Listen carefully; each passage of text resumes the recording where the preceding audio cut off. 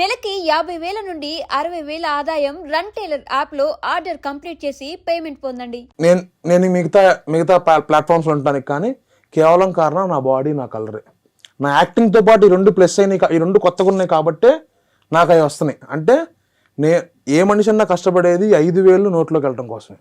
నేను ఈ 5,000 నోట్లోకి వెళ్ళటం కోసం నాకు ఇది సహకరించింది. ఇంకోటి, నేను ఈ బాడీతో నేను పరిగెడతాను, డ్యాన్స్ చేస్తాను, నేను జంపింగ్స్ చేస్తాను. ఏది నాకు ఈ బాడీ వాళ్ళు ఇబ్బంది అవ్వలేదు కదా. అలాంటప్పుడు వాళ్ళు బాడీ షేమింగ్ చేస్తే ఏంటి, చేయకపోతే ఏంటి? నాకైతే నా బాడీ నాకు భయంకరమైన ప్లస్. భయంకరమైన ప్లస్. నన్ను చాలా మంది సన్నబడమన్నా కూడా, డాక్టర్స్ అయితే సన్నబడమన్నా కూడా నేను సన్నబడలా. బికాజ్ నేను హెల్దీగానే ఉన్నా. నేను హెల్దీగా లేకపోతే అప్పుడు నేను సన్నబడాలనుకుంటారు, కానీ హెల్దీగా ఉన్నప్పుడు సన్నబడి ఇంకేం ఉపయోగం అని నేనేం ఆలోచిస్తానంటే, యూత్లో ఉన్నప్పుడే మనం ఏమన్నా చేయగలం, ఏమన్నా తినగలం. ఆబ్వియస్లీ కొంత వయసు వచ్చిన తర్వాత డైటింగ్ అంటారు, తినలేము. అందుకని నేను ఇప్పుడు ఏమున్నా సరే నాకు అనిపించింది నేను చేస్తాను, నాకు అనిపించింది నేను తినేస్తాను. ఏంట్రా ఈ కమెంట్ ఏంట్రా అని చూసి నవ్వుకునేది ఏంటి? అరే ఎంత ఎదవలు ఉన్నారా ఇంకా మన సొసైటీలో అని అనిపించే ఒక కమెంట్ ఏంటి? నేను కంటెంట్స్ చేస్తూ ఉంటాను. ఒకటి bearer and love series, web series చేస్తే అది ప్యూర్లీ లవ్ ఓరియంటెడ్ ఉంటుంది అనమాట.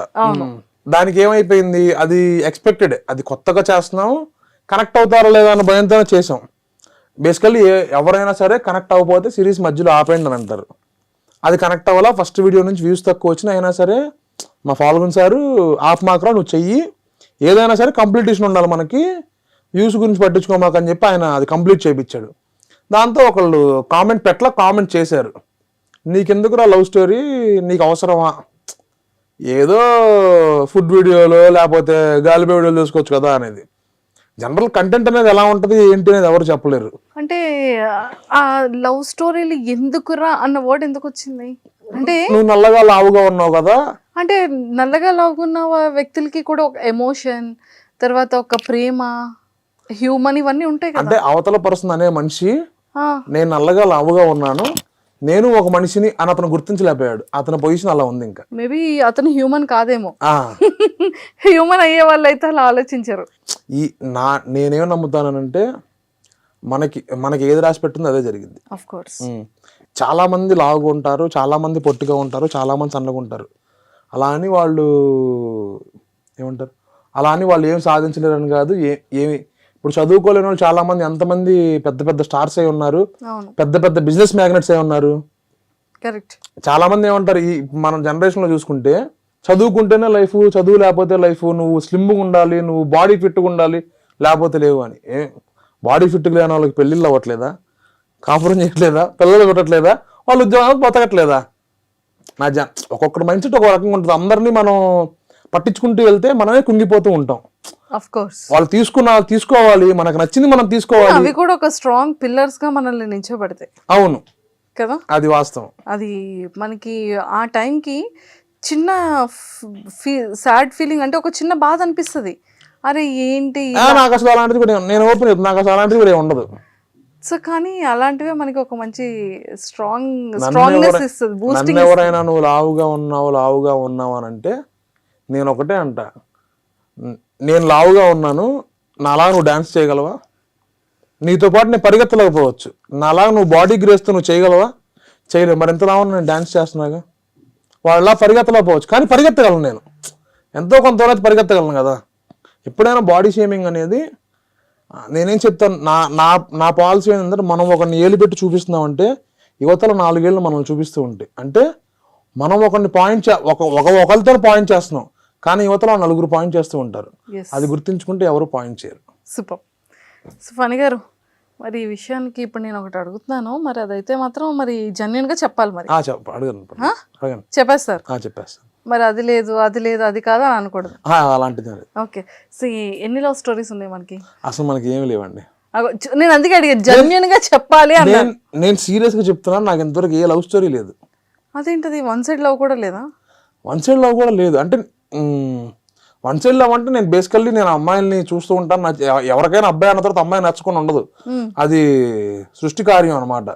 నాకు నచ్చుతారు, ఓకే బాగున్నారు కదా, ఆహా ఈ అమ్మాయి బాగుందిరా అనుకుని వదిలేయటం ఇంకంతే. తర్వాత ఆ అమ్మాయి వెనకాల పడాలి, అలాంటిది ఎప్పుడు నాకు అంటే అనిపించలే. ఎప్పుడు కూడా ఒక ప్రపోజల్ చేయాలి, ఒక లవ్, ఇది అమ్మాయి నచ్చింది, మ్యారేజ్ ప్రపోజల్ అలా ఎప్పుడు అనిపించలేదా మీకు? ఇది నాకు ఎప్పుడు అనిపించలే. అంటే అది అనిపించడం కూడా ఒక కారణం ఉంది. ఏంటి? నాలో నాకు ఒక ఇన్ఫీరియారిటీ కాంప్లెక్స్ ఉందన్నమాట. నేను ఏ మనిషిని దూరం చేసుకోవాలని ఇష్టపడను. నాకు చాలా మంది నాకు తొందరగా క్లోజ్ అవుతూ ఉంటారు, నాతో ఫ్రెండ్లీగా మూవ్ అవుతూ ఉంటారు అందరూ. పొరపాటున ఆ అమ్మాయి నచ్చినప్పుడు నేను ఆ అమ్మాయికి నేను ఇలా ప్రేమిస్తున్నా అని చెప్తే ఆ అమ్మాయి నన్ను ఏమైనా అంటదేమో, అంటే ఇండస్ట్రీకి రాకముందులు ఇది, ఆ అమ్మాయి నన్ను ఏమైనా అంటదేమో, ఎందుకు మనకంత అదేదో ఫ్రెండ్లీగా బాగున్నాం కదా అని నేను ఎక్కువ ఎవరిని ట్రై చేయలేదు. అట్ ద సేమ్ టైం నాకు బిఫోర్ ఇండస్ట్రీ నేనంతా సరదాగా ఫ్రెండ్స్తో ఉండటం, ఎంజాయ్ చేయటం, బయటికి వెళ్ళటం, తినటం, మళ్ళీ ఇంటికి వెళ్ళిపోవటం, తాగడం, అది కూడా చెప్పాలి కదా. అరే లేదు తాగటం అనేది లేదండి. వన్స్ అపాన్ ఎ టైం ఉండేది, ఇప్పుడు అదేం లేదు. ఎక్కువ శాతం మూవీస్కి వెళ్ళటం, సరదాగా ఒక ప్లేస్లో కూర్చొని నాకు ఈ రోజుకైనా సరే ఒక 10 మంది జనాలు ఉంటే అక్కడ కూర్చొని మాట్లాడటం, ఒక డిస్కషన్లో ఉండటం నాకు చాలా ఇష్టం అనమాట. ఇఫ్ ఇన్ కేస్ ఎవరైనా ఒక అమ్మాయి ప్రపోజల్ చేస్తే వచ్చింది అనుకుందాం, చేస్తారు కదా ప్రపోజల్, మీకు ఇప్పటివరకు ఏ ప్రపోజల్స్ రాలేదా? ప్రపోజల్స్ వచ్చినాయి, నేను కాదనలేదు. బట్ కాకపోతే ఎలా వాళ్ళందరూ చిన్నపిల్లలు, ఇన్స్టాలో మెసేజ్లు, అలా మెచ్యూరిటీ ఏజ్ కాదు. ఏమని పెడుతుంటారు? మీరంటే నాకు ఇష్టం అండి, నేను మిమ్మల్ని ప్రేమిస్తున్నానండి. అది వాళ్ళకి తెలియని వయసు. ఎవరికైనా సరే ఇప్పుడు వన్స్ అపాన్ అ టైం నేనున్నాను, చిరంజీవి గారికి కూడా మెసేజ్ పెట్టాను. నేను చిరంజీవి గారు వీరాభిమాని అనమాట. సార్ నేను చిరంజీవి గారిని ఒక ఫంక్షన్లో చూసా. అంటే ఇలా పక్కన నిలబడ్డాడు ఆయన పక్కన నిలబడినప్పుడు నేను ఆయనతో ఫోటో కూడా దిగలేకపోయా. అలా చూస్తూ, అలా బ్లాంక్ ఫేస్తో అలా చూస్తూ ఉన్నా. మా చిరంజీవి గారిని ఇంత దగ్గర చూశాను, అదే నాకు ఏమంటారు ఒక పెద్ద వరంలా అనిపించింది అప్పుడు. కానీ బయటకు వచ్చినప్పుడు నేను అనుకున్నా, లేదు ఫోటో దిగపోవటం మంచిదైంది, చిరంజీవి గారితో నేను స్క్రీన్ షేర్ చేసుకోవాలని నా కోరిక ఉంది. ఆ కోరిక రోజు నేను ఖచ్చితంగా ఫోటో దిగుతాను. చూసారా, మనలో కాన్ఫిడెంట్ లెవెల్స్ అనేది ఎప్పటికీ అలా ఉంటే నిజంగా మనం పరిగెట్టగలం ఆ సక్సెస్ కోసం. నేను ఒకటే నమ్ముతా, ఏ మనిషి కన్నా ఓర్పు ఎక్కువ ఉంటే వాడు అనుకున్నది బాగా సాధిస్తాడు. అరే ఏంట్రా ఇది ఎలా అవుతుంది అని డిసప్పాయింట్ అవ్వటం, పక్కనోడు ఎదుగుతున్నాడు వాడి మీద కుళ్ళుకోవటం ఉంటే ఖచ్చితంగా మనిషి ఎదగలేడు. అంతే. ఫస్ట్ ఆఫ్ ఆల్ మన మైండ్, మన హార్ట్ పాజిటివ్గా ఉంటే మన ఆలోచనలన్నీ పాజిటివ్గానే వస్తాయి. మనం వాడి గురించి చెడుగా ఆలోచించాం, మన మైండ్ మొత్తం చెడుగానే ఉంటుంది. సో ఇప్పుడు మీకు ఇది ఎలా ఉంటుంది అంటే, యాజ్ ఎ యాక్టర్గా మీరు ఒక సంస్థలో వర్క్ చేస్తున్నట్టే కదా, యాజ్ ఎ ఎంప్లాయీగా కదా. అంటే యూట్యూబ్ నుంచి, అంటే మీది ఓన్ పర్సనల్ ఛానల్ అయినా ఎవ్రీథింగ్ టేకింగ్ వాళ్ళే కదా, యూట్యూబ్ నుండి షేర్ ఛానల్ కాదు వాళ్ళదే. వాళ్ళదే. సో షేర్ ఉంటుందా యూట్యూబ్ నుంచి, లేదంటే సాలరీ ఉంటుందా? నాకు 2 ఇస్తారండి. ఓ, అంటే మంత్లీ ఒక అది నేను చెప్పలేను. నేను మిగతా ప్లాట్ఫామ్స్లో ఉంటానికి కానీ కేవలం కారణం నా బాడీ, నా కలరే. నా యాక్టింగ్తో పాటు ఈ 2 ప్లస్ అయినాయి, ఈ 2 కొత్తగా ఉన్నాయి కాబట్టే నాకు అవి వస్తున్నాయి. అంటే ఏ మనిషి అన్నా కష్టపడేది 5,000 నోట్లోకి వెళ్ళటం కోసమే. నేను ఈ 5,000 నోట్లోకి వెళ్ళటం కోసం నాకు ఇది సహకరించింది. ఇంకోటి, నేను ఈ బాడీతో నేను పరిగెడతాను, డ్యాన్స్ చేస్తాను, నేను జంపింగ్స్ చేస్తాను. ఏది నాకు ఈ బాడీ వల్ల ఇబ్బంది అవ్వలేదు కదా. అలాంటప్పుడు వాళ్ళు బాడీ షేమింగ్ చేస్తే ఏంటి, చేయకపోతే ఏంటి, నాకైతే నా బాడీ నాకు భయంకరమైన ప్లస్. భయంకరమైన ప్లస్. నన్ను చాలా మంది సన్నబడమన్నా కూడా, డాక్టర్స్ అయితే సన్నబడమన్నా కూడా నేను సన్నబడలా. బికాజ్ నేను హెల్దీగానే ఉన్నా. నేను హెల్దీగా లేకపోతే అప్పుడు నేను సన్నబడాలనుకుంటారు, కానీ హెల్దీగా ఉన్నప్పుడు సన్నబడి ఇంకేం ఉపయోగం అని నేనేం ఆలోచిస్తానంటే, ఐ మీన్ యూత్లో ఉన్నప్పుడే మనం ఏమన్నా చేయగలం, ఏమన్నా తినగలం. ఆబ్వియస్లీ కొంత వయసు వచ్చిన తర్వాత డైటింగ్ అంటారు, తినలేము. అందుకని నేను ఇప్పుడు ఏమున్నా సరే నాకు అనిపించింది నేను చేస్తాను, నాకు అనిపించింది నేను తినేస్తాను. ఏంట్రా ఈ కమెంట్ ఏంట్రా అని చూసి నవ్వుకునేది ఏంటి, అరే ఎంత ఎదవలు ఉన్నారా ఇంకా మన సొసైటీలో అని అనిపించే ఒక కమెంట్ ఏంటి? నేను కంటెంట్స్ చేస్తూ ఉంటాను. ఒకటి బ్యారర్ అని లవ్ సిరీస్, వెబ్ సిరీస్ చేస్తే అది ప్యూర్లీ లవ్ ఓరియంటెడ్ ఉంటుంది అనమాట. దానికి ఏమైపోయింది, అది ఎక్స్పెక్టెడ్, అది కొత్తగా చేస్తున్నాం, కనెక్ట్ అవుతారో లేదా అన్న భయంతోనే చేసాం. బేసికల్లీ ఎవరైనా సరే కనెక్ట్ అవ్వకపోతే సిరీస్ మధ్యలో ఆపేయండి అని అంటారు. అది కనెక్ట్ అవ్వాలా, ఫస్ట్ వీడియో నుంచి వ్యూస్ తక్కువ వచ్చినా అయినా సరే మా ఫాలోవర్ సారు ఆఫ్ మాత్రం నువ్వు చెయ్యి, ఏదైనా సరే కంప్లీటేషన్ ఉండాలి మనకి, వ్యూస్ గురించి పట్టించుకోమాకని చెప్పి ఆయన అది కంప్లీట్ చేయించాడు. దాంతో ఒకళ్ళు కామెంట్ చేశారు, నీకెందుకురా లవ్ స్టోరీ, నీకు అవసరమా, ఏదో ఫుడ్ వీడియోలో లేకపోతే గాలిపై వీడియోలు చూసుకోవచ్చు కదా అనేది.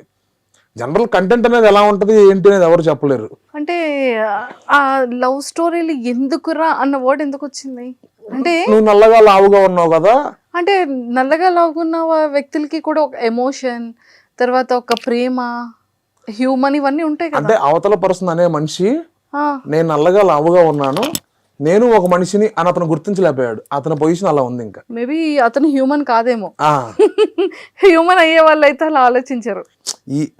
నేనేం నమ్ముతానంటే మనకి ఏది రాసి పెట్టిందో అదే జరిగింది. Of course. చాలా మంది లావుగా ఉంటారు, చాలా మంది పొట్టిగా ఉంటారు, చాలా మంది సన్నగా ఉంటారు. అలా అని వాళ్ళు ఏమంటారు, అలా అని వాళ్ళు ఏం సాధించలేరని కాదు. ఏమి ఇప్పుడు చదువుకోలేని వాళ్ళు చాలా మంది, ఎంతమంది పెద్ద పెద్ద స్టార్స్ అయి ఉన్నారు, అవును, పెద్ద పెద్ద బిజినెస్ మ్యాగ్నెట్స్ అయి ఉన్నారు. కరెక్ట్. చాలా మంది ఏమంటారు, ఈ మన జనరేషన్ లో చూసుకుంటే చదువుకుంటేనే లైఫ్, చదువు లేకపోతే లైఫ్, నువ్వు స్లిమ్గా ఉండాలి, నువ్వు బాడీ ఫిట్గా ఉండాలి, లేకపోతే లేవు అని. బాడీ ఫిట్గా లేని వాళ్ళకి పెళ్ళిళ్ళు అవ్వట్లేదా, కాపురం చేయట్లేదా, పిల్లలు పెట్టట్లేదా, వాళ్ళు ఉద్యోగాలకు బతకట్లేదా? ఒక్కొక్కటి మైండ్ సెట్ ఒక రకంగా ఉంటుంది. అందరినీ మనం పట్టించుకుంటూ వెళ్తే మనమే కుంగిపోతూ ఉంటాం. Of course. వాళ్ళు తీసుకోవాలి, మనకు నచ్చింది మనం తీసుకోవాలి. అవి కూడా ఒక స్ట్రాంగ్ పిల్లర్స్ గా మనల్ని నిల్చోబెడతాయి. అవును కదా, అది వాస్తవం. అది మనకి ఆ టైంకి చిన్న సాడ్ ఫీలింగ్, అంటే ఒక చిన్న బాధ అనిపిస్తుంది. అరే ఏంటి నాకు అసలు అలాంటిది కూడా, నేను ఓపెన్ చెప్తాను, నాకు అసలు అలాంటిది కూడా ఉండదు. సో కానీ అలాంటివే మనకి ఒక మంచి స్ట్రాంగ్నెస్ ఇస్తుంది, బూస్టింగ్. నన్ను ఎవరైనా నువ్వు లావుగా ఉన్నావు అని అంటే నేను ఒకటే అంట, నేను లావుగా ఉన్నాను, నాలా నువ్వు డాన్స్ చేయగలవా? నీతో పాటు నేను పరిగెత్తలేకపోవచ్చు, నాలా నువ్వు బాడీ గ్రేస్తో నువ్వు చేయగలవా? చేయలేవు. మరి ఎంత లావు నేను డాన్స్ చేస్తున్నాగా, వాళ్ళలా పరిగెత్తలేకపోవచ్చు, కానీ పరిగెత్తగలను. నేను ఎంతో కొంత పరిగెత్తగలను కదా. ఎప్పుడైనా బాడీ షేమింగ్ అనేది, నేనేం చెప్తాను, నా పాలసీ ఏంటంటే, మనం ఒకరిని ఏలు పెట్టి చూపిస్తున్నామంటే యువతల 4 ఏళ్ళు మనం చూపిస్తూ ఉంటాయి. అంటే మనం ఒకరిని ఒకరితో పాయింట్ చేస్తున్నాం, కానీ యువతలో 4 పాయింట్ చేస్తూ ఉంటారు. అది గుర్తించుకుంటే ఎవరు పాయింట్ చేయరు. సూపర్. సో ఫణి గారు, మరి ఈ విషయానికి ఇప్పుడు నేను ఒకటి అడుగుతున్నాను, మరి అదైతే మాత్రం మరి జెన్యూన్ గా చెప్పాలి. మరి అడగను, చెప్పేస్తారు. చెప్పేస్తాను. మరి అది లేదు అది కాదు అని అనకూడదు. అలాంటిది. ఓకే. సో ఎన్ని లవ్ స్టోరీస్ ఉన్నాయి మనకి? అసలు మనకి ఏమి లేవండి. నేను అందుకే అడిగా, జెన్యూన్ గా చెప్పాలి అని. నేను సీరియస్ గా చెప్తున్నాను, నాకు ఇంతవరకు ఏ లవ్ స్టోరీ లేదు. అదేంటది, వన్ సైడ్ లవ్ కూడా లేదా? వన్ సైడ్ లవ్ కూడా లేదు. అంటే వన్ సైడ్ లవ్ అంటే నేను బేసికల్లీ నేను అమ్మాయిల్ని చూస్తూ ఉంటాను. ఎవరికైనా అబ్బాయి అన్న తర్వాత అమ్మాయి నచ్చుకొని ఉండదు, అది సృష్టి కార్యం అనమాట. నాకు నచ్చుతారు, ఓకే బాగున్నారు కదా, ఆహా ఈ అమ్మాయి బాగుందిరా అనుకుని వదిలేయటం ఇంకంతే. తర్వాత ఆ అమ్మాయి వెనకాల పడాలి అలాంటిది ఎప్పుడు నాకు ఎప్పుడు కూడా ఒక ప్రపోజల్ చేయాలి, ఒక లవ్, ఇది అమ్మాయి నచ్చింది, మ్యారేజ్ ప్రపోజల్ అలా ఎప్పుడు అనిపించలేదా మీకు? నాకు ఎప్పుడు అనిపించలే. అంటే అది అనిపించడం కూడా ఒక కారణం ఉంది. ఏంటి? నాకు ఒక ఇన్ఫీరియారిటీ కాంప్లెక్స్ ఉందన్నమాట. నేను ఏ మనిషిని దూరం చేసుకోవాలని ఇష్టపడను. నాకు చాలా మంది నాకు తొందరగా క్లోజ్ అవుతూ ఉంటారు, నాతో ఫ్రెండ్లీగా మూవ్ అవుతూ ఉంటారు అందరూ.